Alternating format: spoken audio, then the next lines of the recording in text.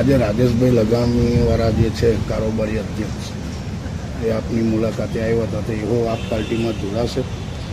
આજે જે અમારો કાર્યક્રમ ઘોઘંબા ખાતે હતો એમાં બિન રાજકીય કાર્યક્રમ હતો. એમાં કોંગ્રેસના પણ ઘણા અગ્રણીઓ, જે આપણા પૂર્વ મંત્રી, કેબિનેટ મંત્રી, જે કાયદા મંત્રી હતા જાંબુઘોડાના, એ પણ અમારી સાથે હતા. ઘણા કોંગ્રેસના આગેવાનો, ઘણા ભાજપના આગેવાનો, જે લોકો સમાજની સાથે અન્યાય થતો હોય કે કોઈ પણ વર્ગ સાથે અન્યાય થતો હોય અને પોતાનો અવાજ ઉઠાવવા માગતા હોય છે, એવા ઘણા લોકો અમારી સાથે આજે હતા.